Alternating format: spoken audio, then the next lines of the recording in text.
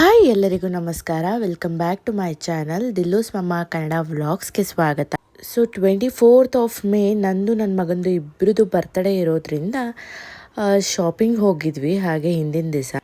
So ಅವ್ನು shopping ಆಗಿತ್ತು, almost ಎಲ್ಲ ತೊಗೊಂಡಿದ್ದಿತ್ತು. ಇದು ಬಂದು ಅವ್ರ ಅತ್ತೆ ಗಿಫ್ಟ್ ಕೊಡ್ತಾ ಇದ್ದಿತ್ತು. ಸೊ ಅದಕ್ಕೋಸ್ಕರ ಬಟ್ಟೆ ತೊಗೊಳ್ಳೋಣ ಅಂತ ಅಂದ್ಬಿಟ್ಟು ಝೂಡಿಯೋಗೆ ಹೋಗಿದ್ವಿ. ಸೊ ನನ್ನ ಮಗ ಎಷ್ಟು ಶಾರ್ಪು ಅಂತಂದರೆ ಅವ್ನಿಗೆ ಯಾರು ಬಟ್ಟೆ ಸೆಲೆಕ್ಟ್ ಮಾಡ್ಕೊಳ್ಳೋದು ಅಂತ ಹೇಳ್ಕೊಟ್ಟಿದ್ರು ಗೊತ್ತಿಲ್ಲ. ನಾವಂತೂ ಬಟ್ಟೆ ಹೀಗೆ ಹಾಗೆ ಇಟ್ಕೊಂಡು ಮಿರರಲ್ಲಿ ನೋಡ್ಕೊಳ್ಳೋದೆಲ್ಲ ಅಂತೂ ಯಾರೂ ಹೇಳ್ಕೊಟ್ಟಿಲ್ಲ. ಬಟ್ ಅಲ್ಲಿ ಹೋದ್ಮೇಲೆ ಎಲ್ಲ ಬಟ್ಟೆ ಎಲ್ಲ ಎತ್ಕೊಂಡು ಅವನೇ ನೋಡಿಕೊಂಡು ಯಾವ ಬಟ್ಟೆ ಬೇಕು ಅಂತ ಸೆಲೆಕ್ಟ್ ಮಾಡಿ ಮಿರರ್ ಹತ್ರ ಎಲ್ಲ ನಿಂತ್ಕೊಂಡು ಈ ಬಟ್ಟೆ ಬೇಕು, ನನಗೆ ಈ ಬಟ್ಟೆ ಬೇಕು, ಆ ಬಟ್ಟೆ ಬೇಕು ಅಂತೆಲ್ಲ ಅವನೇ ಸೆಲೆಕ್ಟ್ ಮಾಡ್ಕೋತಿದ್ದ. ಮಕ್ಕಳು ಈಗಂತೂ ಅದೆಷ್ಟು ಶಾರ್ಪ್ ಇರ್ತಾರೆ, ಎಲ್ಲಿ ನೋಡಿರ್ತಾರೆ ಅನ್ನೋದೇ ಗೊತ್ತಾಗೋದಿಲ್ಲ. ಸೊ ನೋಡ್ಬೋದು ನೀವು ಇಲ್ಲಿ ಅವನೇ ಬಟ್ಟೆಗಳೆಲ್ಲ ಸೆಲೆಕ್ಟ್ ಮಾಡ್ಕೊಂಡು ಕೊಟ್ವಿ. ಒಂದು 3-4 ಜೊತೆ ಹೇಗಿದೆ ನೋಡು ಅಂತ ಅಂದ್ಬಿಟ್ಟು ಅವನೇ ಎಲ್ಲ ಮಿರರಲ್ಲಿ ನಿಂತ್ಕೊಂಡು ನೋಡ್ಕೊಂಡು ಇದು ಬೇಕು ಅಂತ ಸೆಲೆಕ್ಟ್ ಮಾಡ್ಕೋತಾ ಇದ್ದಾನೆ. ಆಲ್ಮೋಸ್ಟ್ ನಂದು ಬಟ್ಟೆ ಶಾಪಿಂಗು ನನ್ನ ಹಸ್ಬೆಂಡ್ದು ಮಗುದು ಎಲ್ಲ ಆಗಿತ್ತು ಬರ್ತ್ಡೇಗೆ ಅಂತ ಅಂದ್ಬಿಟ್ಟು.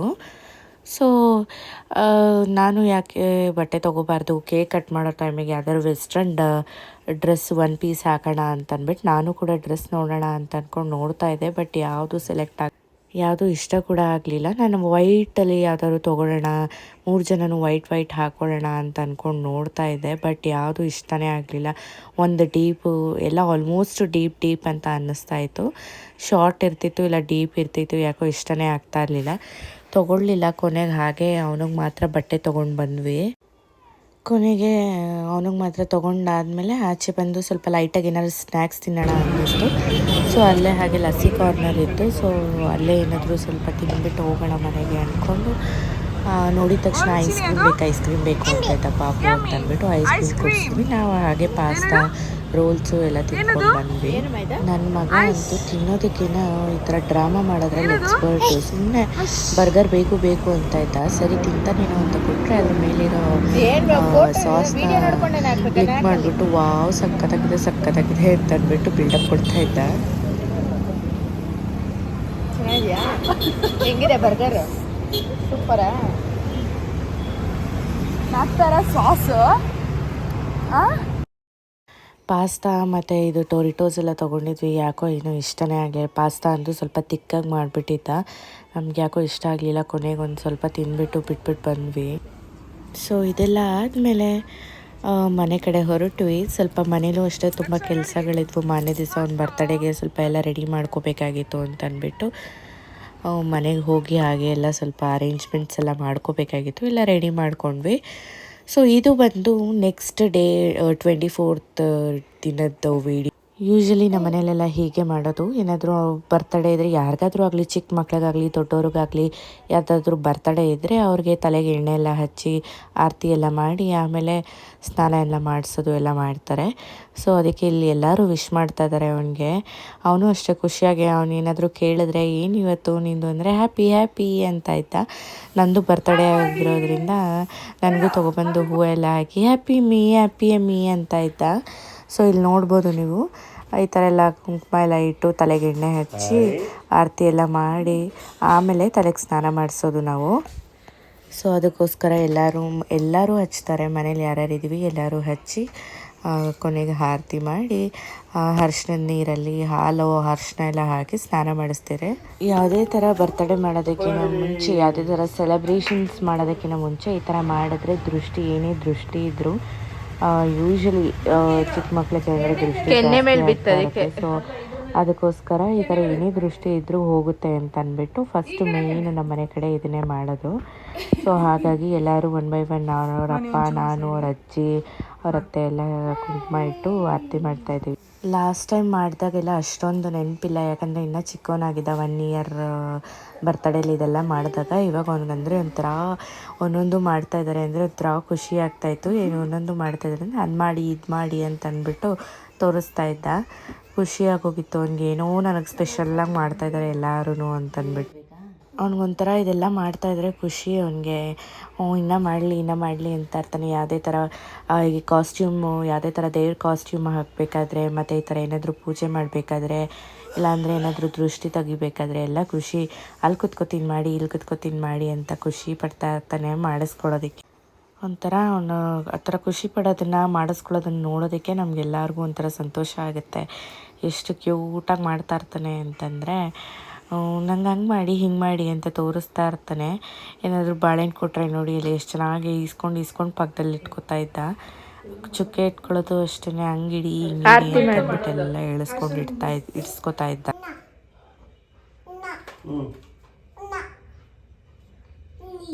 ಅಕ್ಷತೆ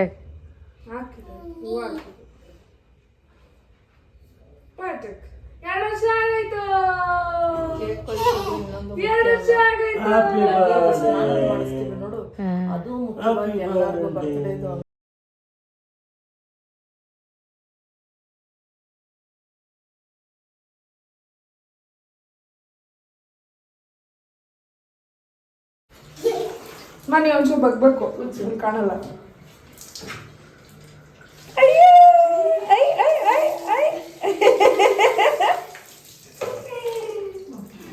ಎಣ್ಣೆ ಕಣ್ಬೋಗ್ಬಿಟ್ಟು ಸೈಡ್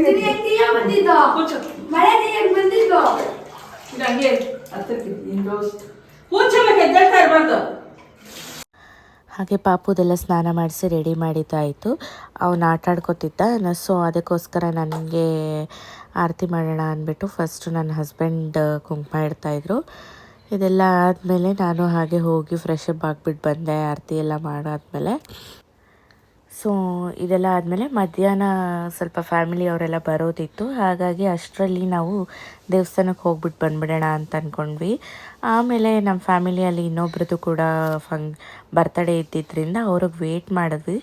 ಅವ್ರು ಬಂದರೆ ಹಾಗೆ ದೇವಸ್ಥಾನಕ್ಕೆ ಕೂಡ ಹೋಗಿ ಬಂದುಬಿಡ್ಬೋದು, ಅವ್ರ ಜೊತೆಗೂ ಅವರು ಜೊತೆಗೆ ಬರ್ತಾರೆ ಅಂತ ಅಂದ್ಬಿಟ್ಟು ಮನೆಯಲ್ಲೇ ಅಡುಗೆಗೆಲ್ಲ ಮಾಡ್ತಿದ್ದಿದ್ದರಿಂದ ಹೋಟ್ಲಿಂದ ಮತ್ತು ಬರೀ ಗೀ ರೈಸ್ ಮಾತ್ರ ತರಿಸಿದ್ವಿ. ಮನೇಲೇ ರಸಮ್ಮು ಮತ್ತು ಸ್ವೀಟು ಹಾಗೆ ಇನ್ನು ಬೇರೆ ಕೆಲವೊಂದು ಐಟಮ್ಸ್ನ ಮನೇಲೇ ಮಾಡಿದ್ದು.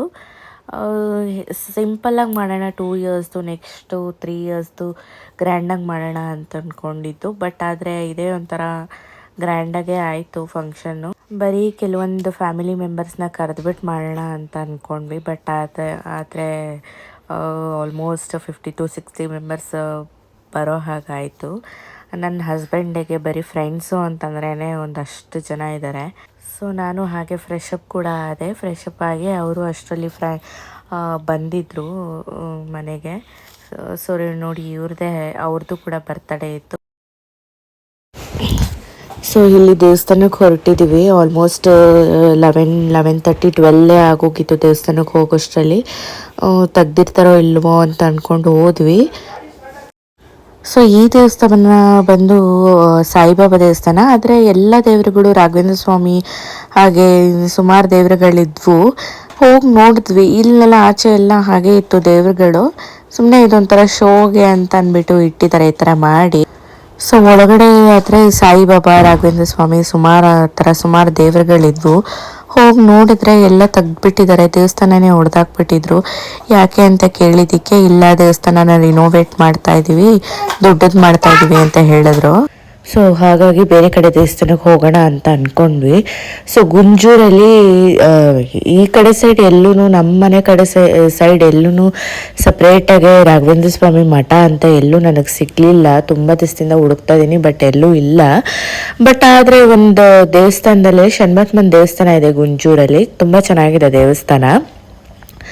ಅಲ್ಲೇ ಎಲ್ಲ ಸುಮಾರಷ್ಟು ದೇವರುಗಳಿದ್ದಾವೆ. ಷಣ್ಮಹಾತ್ಮ ದೇವರಿದೆ, ಸಾಯಿಬಾಬಾ ಇದೆ, ರಾಘವೇಂದ್ರ ಸ್ವಾಮಿ ಈಗ ಅಂದರೆ ಪ್ರತಿಷ್ಠಾಪನೆ ಮಾಡಿದ್ದಾರೆ, ಮತ್ತು ಆಂಜನೇಯ ಇದೆ, ಮತ್ತು ಸಾಯಿಬಾಬಾ ಇದೆ, ಸುಮಾರಷ್ಟು ದೇವರುಗಳಿದೆ. ಇದು ಬಂದು ರಾಘವೇಂದ್ರ ಸ್ವಾಮಿ ಇವಾಗ ಜಸ್ಟ್ ಒಂದು ಸ್ವಲ್ಪ ದಿನ ಆಗಿದೆ ಪ್ರತಿಷ್ಠಾಪನೆ ಮಾಡಿ. ಹಾಗಾಗಿ ನಮ್ಮ ಯಜಮಾನ್ರು ಅಲ್ಲಿ ಹೋಗ್ಬಿಡೋಣ ಅಂತ ಹೇಳಿದ್ರು.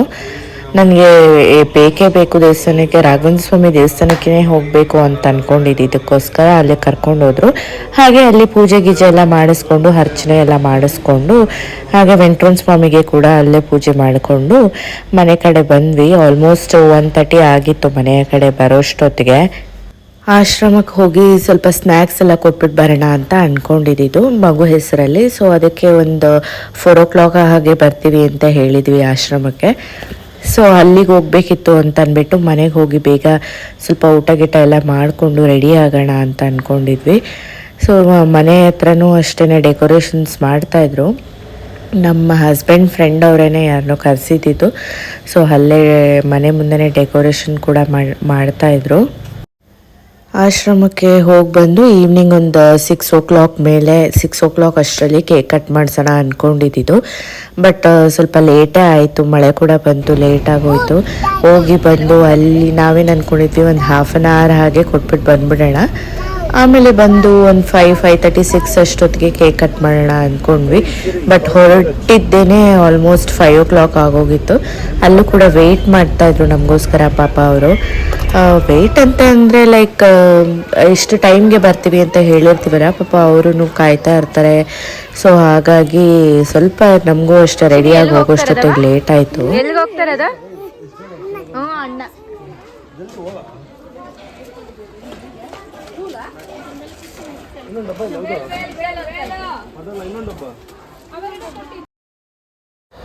ಸೊ ಮಧ್ಯಾಹ್ನನೇ ಹೋಗಿ ತೊಗೊಂಡು ಬಂದುಬಿಟ್ಟಿದ್ವಿ ಜಿಲೇಬಿನೂ ಮತ್ತು ಸಮೋಸ ಕೊಡೋಣ ಅಂತ ಅಂದ್ಕೊಂಡಿದ್ದು. ಸೊ ಮಧ್ಯಾಹ್ನನೇ ಹೋಗಿ ತೊಗೊಂಡು ಬಂದಿದ್ವಿ. ರೆಡಿ ಎಲ್ಲ ಹಾಗೆ ಹೊರಟ್ವಿ. ಸೊ ಎಲ್ಲ ಅವ್ರಿಗೆಲ್ಲ ಕೊಟ್ಟು ಅವ್ರು ತುಂಬ ಚೆನ್ನಾಗಿದೆ ಆಶ್ರಮ. ಅಂದರೆ ಏನು ಅಂತಂದರೆ ಅಲ್ಲೇ ಬೋರ್ಡಿಂಗ್ ಕೂಡ ಇದೆ ಮಕ್ಕಳಿಗೆ. ಸೊ ಅಲ್ಲೇ ಓದ್ಕೊಂಡು ಅಲ್ಲೇ ಇರುವಂತಹ ಫೆಸಿಲಿಟೀಸ್ ಇದೆ ಅವ್ರಿಗೆ. ಸೊ ನಮಗೂ ಯಾಕೋ ಖುಷಿ ಆಯಿತು. ಇದು ಸೆಕೆಂಡ್ ಟೈಮ್ ನಾನು ನೋಡ್ದಂಗೆ, ಇದು ಸೆಕೆಂಡ್ ಟೈಮ್. ಫಸ್ಟ್ ಟೈಮ್ ನನ್ನ ಸಿಸ್ಟರ್ ಇನ್ ಲಾ ಬರ್ತಡೇನ ಅಲ್ಲಿ ಮಾಡಿದ್ವಿ. ಮಧ್ಯಾಹ್ನ ಊಟ ಕೊಟ್ಟಿದ್ವಿ ಒಂದು ಸತಿ. ಸೊ ಈ ಸತಿ ಊಟ ಕೇಳಿದ್ವಿ, ಬಟ್ ಬೇರೆ ಯಾವುದೋ ಸ್ಲಾಟ್ ಬುಕ್ ಮಾಡ್ಕೊಂಡಿದ್ದಾರೆ ಊಟಕ್ಕೆ ಅಂತ ಹೇಳಿದ್ದಕ್ಕೆ. ಸೊ ಅದಕ್ಕೋಸ್ಕರ ಸ್ನ್ಯಾಕ್ಸ್ ಕೊಟ್ಬಿಡೋಣ ಅಂತ ಅಂದ್ಕೊಂಡ್ವಿ. ಸೊ ಇದೊಂಥರ ಖುಷಿ ಅನ್ನಿಸ್ತು. ಯಾಕೆ ಅಂದರೆ ನಾನು ಒಂದು ಕಾಲೇಜ್ ಟೈಮಲ್ಲಿದ್ದಾಗ, ನಾನು ಮದುವೆ ಆಗೋಕ್ಕಿಂತ ಮುಂಚೆ ಸೆಲೆಬ್ರೇಟ್ ಮಾಡ್ಕೊತಿದ್ದೆ, ಬರ್ತ್ಡೇ ಸೆಲೆಬ್ರೇಷನ್ಸ್ ಇದ್ದಿದ್ದೆ ಒಂಥರ ಡಿಫ್ರೆಂಟ್ ಆಗಿತ್ತು. ಫ್ರೆಂಡ್ಸ್ ಜೊತೆ ಆಚೆ ಹೋಗ್ತಿದ್ದೆ, ಅಲ್ಲೇ ಕೆಫೆಗೆ ಹಾಗೆ ಹೀಗೆ ಹೋಗಿ ಚೆನ್ನಾಗಿ ತಿನ್ಕೊಂಡು ಎಂಜಾಯ್ ಮಾಡಿಕೊಂಡು ಕೇಕ್ ಕಟ್ಟಿಂಗ್ಸ್ ಎಲ್ಲ ಮಾಡ್ಕೊಂಡು ಬರ್ತಾಯಿದ್ವಿ. ಬಟ್ ಇದೊಂಥರ ಫಸ್ಟ್ ಟೈಮ್ ಖುಷಿ ಅನ್ನಿಸ್ತು. ನನ್ನ ಹಸ್ಬೆಂಡ್ ಈ ಥರ ಒಂದು ಸೆಲೆಬ್ರೇಷನ್ ಮಾಡಿದ್ದು ತುಂಬಾ ಖುಷಿ ಆಯಿತು. ಒಂಥರ ನಮ್ಮ ಮನಸ್ಸಿಗೆ ನೆಮ್ಮದಿ ಅನ್ನಿಸ್ತು. ಸೊ ನನ್ನ ಮಗನೂ ಅಷ್ಟೇ ತುಂಬ ಖುಷಿಪಟ್ಟ ಈ ಥರ ಎಲ್ಲ ಕೊಡೋದು. ಅವನಿಗೆ ಮಕ್ಕಳು ಅಂದ್ರೇ ತುಂಬ ಇಷ್ಟ, ಹಾಗಾಗಿ ಕೊಡೋದು ಅವನಿಗೆ ಈ ಥರ ಎಲ್ಲ ಮಾಡೋದಕ್ಕೆ ತುಂಬ ಇಷ್ಟ ಅಂತಂದ್ಬಿಟ್ಟು ಅವನ ಕೈಯಲ್ಲಿ ಕೂಡ ಕೊಡಿಸಿದ್ವಿ. ಇದೆಲ್ಲ ಆದಮೇಲೆ ಮನೆಗೆ ಬಂದ್ವಿ. ಆಲ್ಮೋಸ್ಟ್ 6:30 ಆಗೋಗಿತ್ತು. ಮಳೆ ಬರುತ್ತೆ ಅಂತ ಅಂದ್ಕೊಂಡ್ಬಿಟ್ಟಿದ್ವಿ. ಸೊ ಕೇಕು ಎಲ್ಲ ತಂದು ರೆಡಿ ಮಾಡಿದ್ವಿ. ಹಾಗೆ ನೋಡ್ಬೋದು ಇಲ್ಲಿ ಡೆಕೋರೇಷನ್ಸ್ ಕೂಡ ಹೇಗಾಗಿತ್ತು ಅಂತ. ತುಂಬ ಚೆನ್ನಾಗಿ ನಾವು ಸಿಂಪಲ್ ಆಗಿ ಅಂತ ಅಂದ್ಕೊಂಡು ಮನೆಯಲ್ಲಿ ಮಾಡಿದ್ವಿ ಅನ್ನೋದೊಂದು ಬಿಟ್ಟರೆ ಇನ್ನೆಲ್ಲ ಗ್ರ್ಯಾಂಡಾಗೇ ಆಗಿತ್ತು. ಆಲ್ಮೋಸ್ಟ್ 7 o'clock ಆಗಿತ್ತು ಬರ್ತ್ಡೇ ಸೆಲೆಬ್ರೇಷನ್ ಮಾಡೋಕ್ಕೆ ಸ್ಟಾರ್ಟ್ ಮಾಡೋಷ್ಟೊತ್ತಿಗೆ. ನನ್ನ ಮಗನೂ ಕೂಡ ಸ್ವಲ್ಪ ಆಟಾಡೋದು, ಫುಲ್ ಎಕ್ಸೈಟ್ ಆಗಿಬಿಟ್ಟಿದೆ. ಎಷ್ಟೊಂದು ಜನ ಬಂದಿದ್ದಾರೆ ಅಂದರೆ ಇವಾಗ ಸ್ವಲ್ಪ ಅವನಿಗೆಲ್ಲ ಗೊತ್ತಾಗ್ತಾ ಇದೆ ಅಲ್ವಾ, ಅದಕ್ಕೋಸ್ಕರ ಫುಲ್ ಎಕ್ಸೈಟ್ ಆಗೋಗಿದ್ದ. ಯಾರು ಕಂಟ್ರೋಲ್ಗೆ ಸಿಗ್ತಾ ಇರಲಿಲ್ಲ, ಅವ್ನ ಫೋಟೋಗೆ ಸಿಗ್ತಾ ಇರಲಿಲ್ಲ, ಏನು ಮಾಡ್ತಾ ಇರಲಿಲ್ಲ. ಹೇಗೋ ಅವನ್ನ ಹಿಡ್ಕೊಂಡು ಫೋಟೋ ತೆಗೆಸ್ಕೊಳ್ಳೋಷ್ಟರಲ್ಲಿ ನಮ್ಗಳಿಗಂತೂ ಸಾಕಾಗೋಗಿತ್ತು, ಹಾಗಾಗೋಗಿತ್ತು. ಎಲ್ಲ ಹಾಗೆ ಫೋಟೋಸ್ಗಳನ್ನ ಸ್ವಲ್ಪ ಎಲ್ಲ ತೆಗೆಸ್ಕೊಂಡು, ಸಿಂಗಲ್ ಫೋಟೋಸು, ಕಪಲ್ ಫೋಟೋಸ್ ಎಲ್ಲ ತೆಗೆಸ್ಕೊಂಡ್ವಿ. ಅಷ್ಟೊತ್ತಿಗೆ ಎಲ್ಲರೂ ಬರೋಕ್ಕೆ ಸ್ಟಾರ್ಟ್ ಅಂದರೆ ನಮ್ಮ ರಿಲೇಷನ್ಗಳೆಲ್ಲ ಸ್ವಲ್ಪ ಎಲ್ಲ ಆಲ್ಮೋಸ್ಟ್ ಬಂದಿದ್ರು ಮಧ್ಯಾಹ್ನ ಬೆಳಗ್ಗೆನೆ. ನನ್ನ ಹಸ್ಬೆಂಡ್ ಫ್ರೆಂಡ್ಸ್ ಮಾತ್ರ ಸಂಜೆ ಈವ್ನಿಂಗ್ ಕೇಕ್ ಕಟಿಂಗ್ ಟೈಮಿಗೆ ಬಂದರು. ಸೊ ಅವ್ರು ಬರೋಷ್ಟರಲ್ಲಿ ಸ್ವಲ್ಪ ಹಾಗೆ ಫೋಟೋಸ್ ಎಲ್ಲ ತೆಗೆಸ್ಕೊಂಡು ರೆಡಿ ಮಾಡ್ಕೊಂಡ್ವಿ. ಹಾಗೆ ನನ್ನ ಮಗನ ಕೂಡ ಮಲಗೋ ಟೈಮ್ ಆಗೋಗಿತ್ತು. ಆಲ್ಮೋಸ್ಟ್ 7:30 8 o'clock ಆಗೋಗಿತ್ತು. ಎಲ್ಲಿ ಮಲಗ್ತಾನೋ ಅಂದ್ಕೊಂಡ್ವಿ, ಬಟ್ ಹೇಗೋ ಸೆಲೆಬ್ರೇಷನ್ ಮಾಡಿ ಆರಾಮಾಗಿ ಕುತ್ಕೊಂಡ್ಬಿಟ್ಟಿದ್ದ. ಹೇಗೋ ಚೇರ್ ಹಾಕ್ಕೊಟ್ಟಿದ್ದಕ್ಕೆ ಕ್ಲೀನಾಗಿ ಕುತ್ಕೊಂಡು ಬಂದವ್ರನ್ನೆಲ್ಲ ವಿಶ್ ಮಾಡಿದವ್ರಿಗೆಲ್ಲ ಗ್ರೀಟ್ ಮಾಡಿಕೊಂಡು ಎಲ್ಲ ಚೆನ್ನಾಗಿದ್ದ. 8 ಗಂಟೆ 8:30 ಅಷ್ಟೊತ್ತಿಗೆ ಮಲಗಿಬಿಡ್ತಾನೆ ಅವನು. ನಾನೆಲ್ಲಿ ಮಲಗಿಬಿಡ್ತಾನೋ ಅಂತ ಅಂದ್ಕೊಂಡಿದ್ದೆ. ಬಟ್ ಆಲ್ಮೋಸ್ಟ್ ಸೆಲೆಬ್ರೇಷನ್ ಮುಗಿಯೋ ತನಕ ಎದ್ದಿದ್ದು, ಮತ್ತೆ ಎಲ್ಲರ ಹತ್ರನೂ ಆಟಾಡ್ಕೊಂಡಿದ್ದು ಎಲ್ಲ ಮಾಡ್ಕೊಂಡಿದ್ದ. ನನಗಂತೂ ಸಖತ್ ಖುಷಿ ಆಯಿತು. ಎಲ್ಲಿ ಇರಿಟೇಟ್ ಆಗ್ತಾನೋ ಎಲ್ಲರೂ ಎತ್ಕೊಂಡ್ರೆ ಅಂತ ಅಂದ್ಕೊಂಡಿದ್ವಿ. ಬಟ್ ಯಾರನ್ನೂ ಎತ್ಕೊಳಕ್ಕೆ ಬಿಡಲಿಲ್ಲ ಅವನಿಗೆ. ಬೇಡ, ಅವ್ನು ಎಲ್ಲಿ ಚೇರ್ ಮೇಲೆ ಕೂತಿದ್ದಾನೋ ಅಲ್ಲೇ ಇರಲಿ, ಹಾಗೆ ಫೋಟೋಸ್ ತಗೊಳ್ರಿ ಅಂತ. ಸೊ ಹಾಗೆ ಆಯಿತು. ಎಲ್ಲ ಕೆಳಗಡೆ ಕುತ್ಕೊಂಡು ಫೋಟೋಗಳು ಕುಡಿಸ್ಕೊಂಡು ತಗೊಂಡ್ರು. ಸೊ ಹಾಗೆ ನನ್ನ ಸಿಸ್ಟರ್ ಇನ್ ಲಾ ಅಂದರೆ ಅವ್ರ ಅತ್ತೆ ಕೂಡ ಈ ಥರ ದೊಡ್ಡದೊಂದು ಎಲಿಫೆಂಟ್ದು ಗೊಂಬೆ ಗಿಫ್ಟ್ ಮಾಡಿದ್ರು. ಅವನಂತೂ ಖುಷಿಯಾಗೋಗಿತ್ತು. ಅವನು ಫುಲ್ ಖುಷಿಯಲ್ಲಿ ಎಕ್ಸೈಟ್ ಆಗೋಗ್ಬಿಟ್ಟಿದ್ದ, ಎಷ್ಟು ದೊಡ್ಡ ಗೊಂಬೆ ಅಂತ ಅಂದ್ಕೊಂಡು. ಹಾಗೆ ನಾನು ಕೇಕ್ ಎಲ್ಲ ಕಟ್ ಮಾಡಿ, ಅವನದು ಕೇಕ್ ಎಲ್ಲ ಕಟ್ ಮಾಡಿ ಸೆಲೆಬ್ರೇಷನ್ಸ್ ಎಲ್ಲ ಮುಗ್ದಾದ್ಮೇಲೆ ಎಲ್ಲರಿಗೂ ಊಟ ಆಯಿತು. ನಾನು ಊಟ ಮಾಡೋ ಕ್ಲಿಪ್ಪಿಂಗ್ಸ್ ಎಲ್ಲ ಏನೋ ನನಗೆ ಅಷ್ಟೊಂದು ತೆಗಿಯೋಕ್ಕೆ ಇಷ್ಟ ಆಗೋದಿಲ್ಲ. ಅಂದರೆ ಇಷ್ಟ ಆಗೋದಿಲ್ಲ ಅಂದರೆ ನನಗೇನೆ ತೆಗಿಯೋಕ್ಕೆ ಒಂಥರ ಅನಿಸುತ್ತೆ. ಅವರೆಲ್ಲ ಕುತ್ಕೊಂಡು ಊಟ ಮಾಡ್ತಾ ಇದ್ದಾಗ ವೀಡಿಯೋಸ್ ಮಾಡ್ಕೊಳ್ಳೋದು ಎಲ್ಲ ನನಗೆ ಅಷ್ಟೊಂದು ಕಂಫರ್ಟಬಲ್ ಅನಿಸಲ್ಲ. ಸೊ ಅದಕ್ಕೋಸ್ಕರ ನಾನು ಯಾವುದೇ ವೀಡಿಯೋಸ್ ಮಾಡ್ಕೊಂಡಿಲ್ಲ. ಸೊ ಇದಾಗಿತ್ತು ನಮ್ಮ ಬರ್ತ್ಡೇ ಸೆಲೆಬ್ರೇಷನ್ಸ್ ವ್ಲಾಗು. ಹೇಗಿತ್ತು ನಮ್ಮ ಬರ್ತ್ಡೇ ಸೆಲೆಬ್ರೇಷನ್ಸ್ ಅನ್ನೋದನ್ನು ತಿಳಿಸಿ, ಹೇಗಿತ್ತು ವ್ಲಾಗ್ ಅನ್ನೋದನ್ನು ಕೂಡ ಕಮೆಂಟ್ ಮಾಡಿ. ಇಷ್ಟ ಆದರೆ ನನ್ನ ಪೇಜನ್ನು ಸಬ್ಸ್ಕ್ರೈಬ್ ಮಾಡ್ಕೊಳ್ಳಿ. ಇನ್ನು ಕೆಲವೊಂದು ಕಂಟೆಂಟ್ ವೀಡಿಯೋಸ್ನ ಮಾಡೋದಕ್ಕೆ, ಚೆನ್ನಾಗಿರೋ ವೀಡಿಯೋಸ್ನ ಮಾಡೋದಕ್ಕೆ ಪ್ರಯತ್ನ ಪಡ್ತೀನಿ. Thank you.